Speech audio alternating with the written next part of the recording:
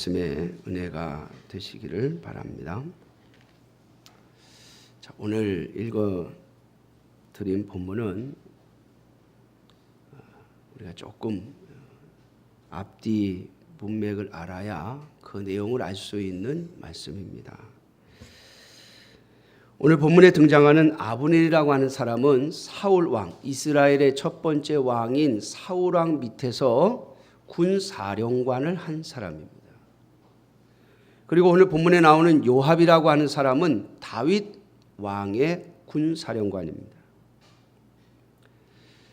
사울 왕이 죽고 다윗이 유다 지파의 왕으로 백성들의 추대를 받아서 왕으로 기름 부음을 받았는데, 사울 왕 밑에 있던 군사령관 아브넬이 다윗에게 굴복하지 아니하고 유다 지파를 뺀 나머지 모든 지파를 결집시켜서 사울 왕을 따르도록, 사울 왕의 아들을 따르도록 하고 자신이 그 권력을 쥐고 군림하여 살았습니다.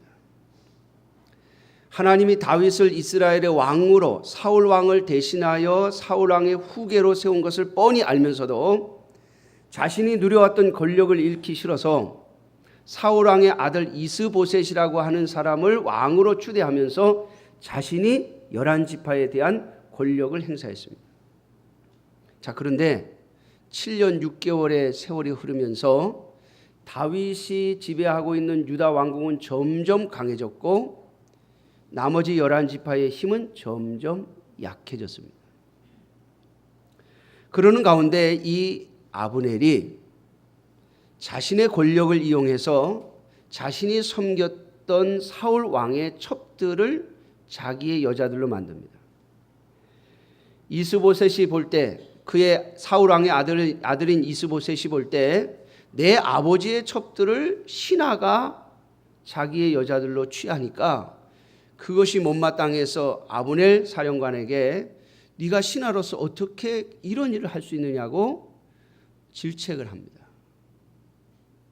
그러자 아브넬이 이 이스보셋에게 이런 뜻의 말을 합니다.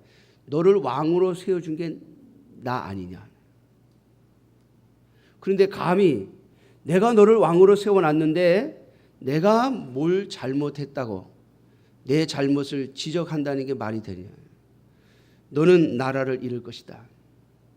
그리고 다윗이 이스라엘의 왕으로 군림할 것이다. 그렇게 큰 소리를 치니까 이스보셋이라고 하는 사울 왕의 아들이 더 이상 아무 말도 하지 못하고 그 사건을 묻어버립니다. 그러니까 명목만 왕이지 실제 권한은 다 아브넬이 가지고 있는 겁니다.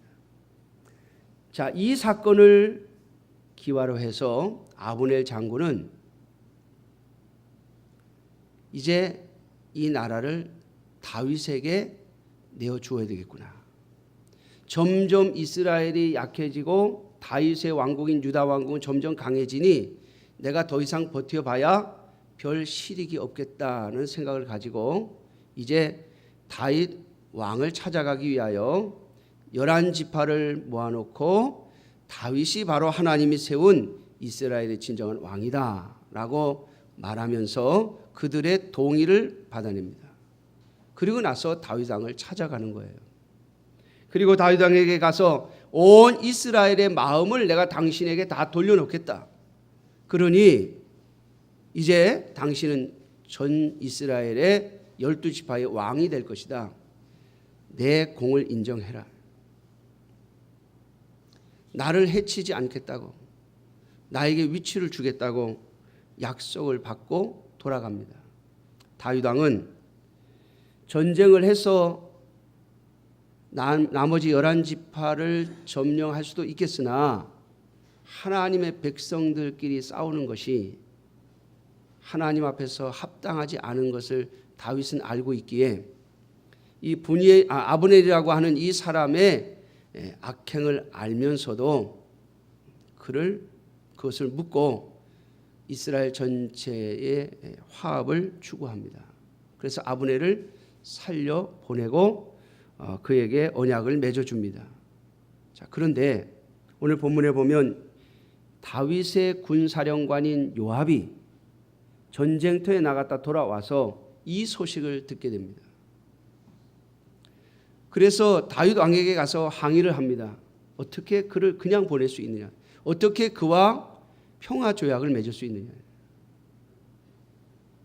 그리고서 더 이상 왕이 자기의 요구를 들어주지 않자 물러나와서 왕 몰래 전령을 보내가지고 아브넬을 다시 이 다윗 왕이 있는 헤브론으로 불러들입니다. 그리고 마치 자기가 좋은 말을 할 것처럼 단독으로 얘기할 것이 있다고 불러낸 뒤에 이 아브넬을 칼로 찔러 죽이게 됩니다. 그 이유는 이전에 유다와 나머지 이스라엘과 전쟁이 있을 때 이 요압 장군의 밑에 두 번째 동생인 아사헬이라고 하는 동생이 있는데 이 동생이 바로 아브넬의 칼에 죽임을 당했습니다. 동생의 원한을 갚겠다는 거죠. 사랑하는 성도 여러분,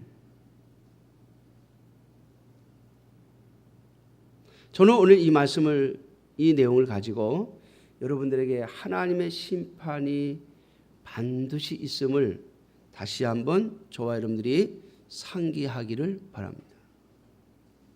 우리가 믿는 하나님, 참으로 좋으신 하나님이죠. 오늘 우리가 믿는 하나님은 당신의 아들을 우리를 대신하여 보내시고 이 땅에 보내시고 우리를 대신하여 십자가에 못 박으신 분입니다. 그리고 우리에게 구원의 은총을 베푸신 하나님이십니다. 그러나 사랑하는 성도 여러분, 이 하나님은 결코 모든 것을 덮는 분이 아님을 잊지 마셔야 합니다. 하나님의 은혜와 하나님의 은총 앞에 무릎을 꿇고 하나님 앞에 겸손히 엎드린 자에게는 은혜를 베푸시는 하나님이시지만은 하나님의 뜻을 거역하고 하나님의 뜻을 알면서도 그 뜻을 따라 살아가지 않는 자에게는 반드시 심판을 하시는 분입니다. 여러분, 아브넬은 사울 왕이 죽었을 때 알았습니다. 사울 왕의 뒤를 이어서 하나님께서 이스라엘의 왕으로 세운 분이 바로 다윗이라는 것을요. 그러나 자신이 그동안에 누렸던 권력, 이 군사령관으로서의 모든 권력을 놓고 싶지 않아서 그는 하나님의 뜻을 거역하고 다윗 왕과 대치 국면을 만듭니다. 사울 왕의 아들 이스보셋을 왕으로, 명분뿐인 왕으로 세워놓고 자신이 모든 권력을 다 휘두른 것이죠. 그러나 이제 그의 죄가 드러나고 그리고 자신이 권력을 행사했던 나머지 11지파의 힘이 점점 약해지자 더 이상 버티다가는 또 죽임을 당하겠다 싶으니까 이젠 마치 다윗이 이스라엘의 왕으로 세우신 것이 하나님의 뜻임을 천명하면서 마치 그 하나님의 뜻을 따르는 것처럼 백성들에게 말하고 그리고 다윗 왕에게 와서 당신을 내가 이스라엘 전체의 왕으로 만들어 주겠다고. 그것이 바로 하나님의 뜻이라고. 그렇게 말하며 자신의 권력과 안위를 도모하게 되어집니다. 그러나 사랑하는 성도 여러분, 하나님은 오늘 요압이라고 하는 사람을 통해서 그가 자신의 동생의 원한을 갚는 것, 그 사건을 이용해서 하나님은 이 아브넬을 심판하십니다. 그가 7년 6개월 동안 하나님의 뜻을 뻔히 알면서도 다윗 왕에게 항복하지 아니하고 다윗 왕에게 머리를 숙이지 아니하고 자신의 권력을 유지하기 위하여 일부러 하나님의 뜻을 거역했던 것을 하나님은 잊지 않고 계신 것입니다. 이 아사이라고 하는 사람이 죽게 된 사건이 이 사무엘하 2장에 기록되어져 있는데요.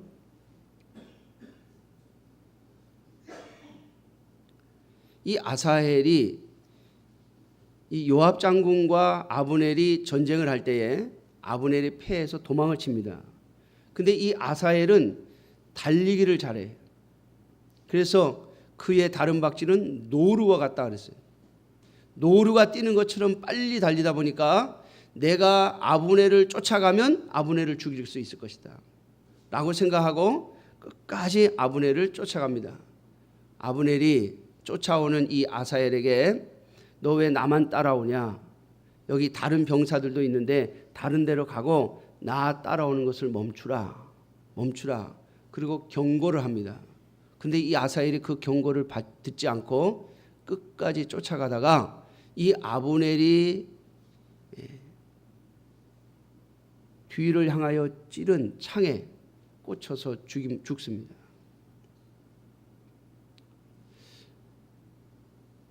끝까지. 물론 이 아사헬은 공을 세우기 위해서였겠죠. 적장을 죽인다면 자신은 큰 공을 세우는 자가 될 것입니다. 그런데 이 아브넬이 말하기를 왜 형제를 쫓느냐. 자기가 불리할 때는요, 싸울 때는 적군이고 자기가 불리하면 형제라고 그래요. 아무튼 그 말은 틀린 말이 아니죠. 같은 하나님의 백성임에도 불구하고 끝까지 죽이겠다고 달려들다가 자기가 죽습니다. 그런데 아브넬 또한 이 아사헬을 따돌리면 될 것을 쫓아오는 아사헬을 죽임으로써 피를 보게 됩니다. 그런데 그것이 결국 몇 년 후에 자신의 목숨을 앗아가는 근거가 된다는 겁니다. 사랑하는 성도 여러분, 하나님은 오늘도 살아계셔서 우리가 하나님의 뜻이 아닌 하나님의 뜻을 알면서도 자신의 욕심을 따라 사는 삶을 포기하지 아니하면 그 욕심이 원인이 돼서 결국엔 자신을 심판하는 원인이 될 수 있다라고 하는 것을 잊지 말아야 할 것입니다. 하나님은 이 세상의 모든 것을 다스리시는 분입니다. 모든 사건, 모든 사람, 모든 일을 하나님이 원하시는 대로 움직일 수 있는 분입니다. 하나님은 모든 것을 하나님의 뜻을 위하여 사용하실 수 있는 분입니다. 성경은 하나님께서는 악인도 쓰신다고 말씀하십니다. 하나님의 뜻을 이루기 위해서 인간의 욕심과 죄악을 끌어다 쓰실 수 있는 분이 하나님이십니다. 그러므로 저와 여러분들이 하나님 앞에 심판을 피하는 유일한 방법은요, 하나님 앞에 무릎을 꿇는 겁니다. 하나님 앞에 엎드리는 것입니다. 하나님의 뜻 앞에 머리를 숙이는 것입니다.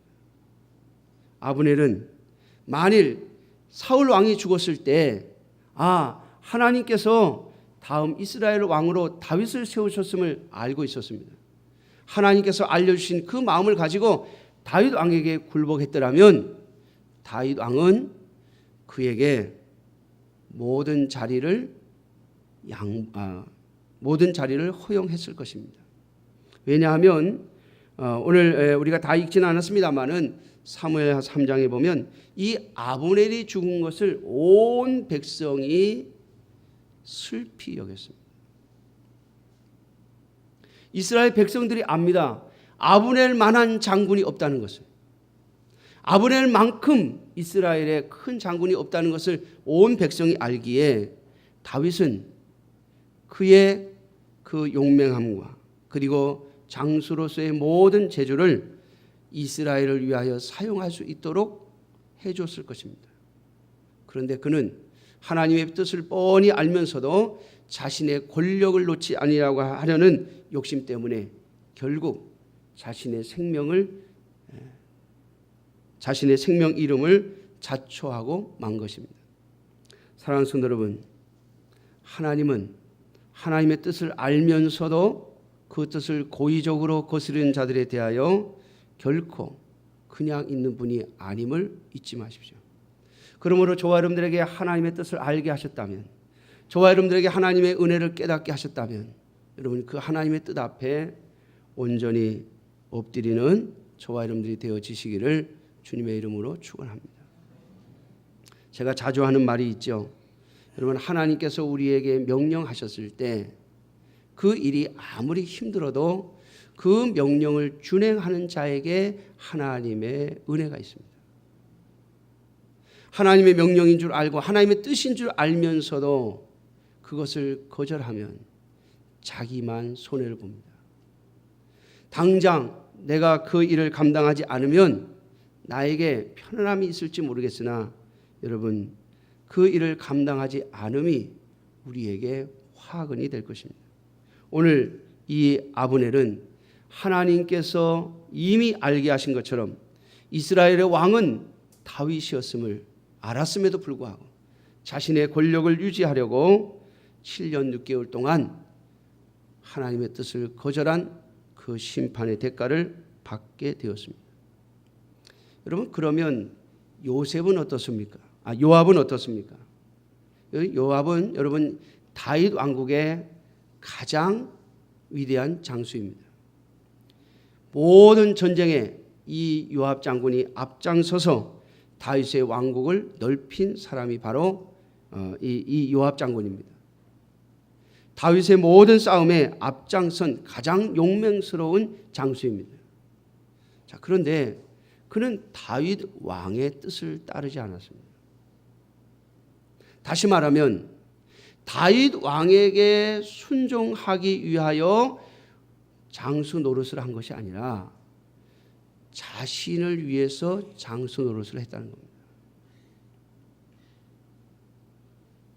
하나님께서 다윗과 함께 하심으로 다윗이 가는 길마다 하나님께서 그를 도우셨고 그를 형통케 하십니다. 그래서 요압 장군은 다윗과 함께 싸움으로써 많은 유익을 얻게 되어집니다. 아브넬이 죽고 난 후에 이제 요압을 능가할 장수는 없었습니다. 그래서 이 요압 장군은 다윗 왕국의 군사령관으로서 그는 다윗이 죽은 이후에도 살아남는 사람이 되었습니다. 그런데 여러분, 하나님은 이 요압 장군의 교만 그리고 이 요압 장군의 죄악 또한 그냥 두시지 않습니다. 다윗이 유다 왕국이 아닌 이스라엘 전체의 왕 노릇을 한 것이 약 33년입니다. 그런데 다윗이 죽고 난 뒤에 이 요압 장군은 하나님의 심판을 받습니다. 다시 말하면 약 33년 뒤에 이 요압 장군은 하나님의 심판을 받게 되는데 이스라엘의 역사 속에 그는 반역자로 죽임을 당합니다. 그렇게 많은 공을 세웠고 이스라엘을 위해서 많은 일들을 했음에도 불구하고 그의 인생 마지막에 그는 이스라엘의 반역자로 죽임을 당하게 된다는 겁니다.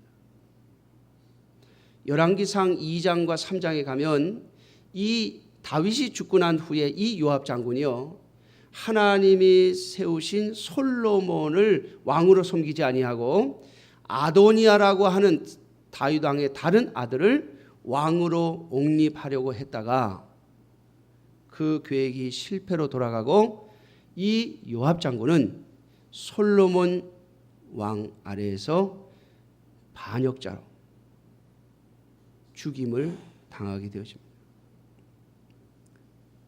그런데 성경을 보면 그가 그렇게 죽임을 당한, 솔로몬이 그를 그렇게 심판한 이유가 무엇인가 하면 그가 반역자임에도 불구하고 아버지 밑에서 다윗 왕 밑에서 수십 년 동안, 아니 다윗이 도망 다닐 때부터 다윗을 따랐던 사람 아닙니까? 40년이 넘도록 다윗 왕을 섬겼던 장수이기에 용서해 줄 수도 있었으나 다윗 왕이 그의 생애를 마치면서 유언을 합니다. 솔로몬에게 요압이라고 하는 장수를 잘 눈여겨봐라. 하나님이 그를 심판하실 것이다. 그가 아브넬을 죄 없이 죽였다. 하나님의 명령이 아니라 나의 명령도 거절하고 자기 동생의 원수를 갚는다는 명분하에 요압은 내가 살려 돌려보낸, 내가 평화조약을 맺었던 아브넬을 죽이는 죄를 지었기에 하나님께서 반드시 그 죄값을 치르게 하실 것이다. 솔로몬은 이 다윗 왕의 유언을 가슴에 새겨놓고 있었습니다. 자, 그런데 그가 스스로 하나님의 심판을 받을 명분을 만들었죠.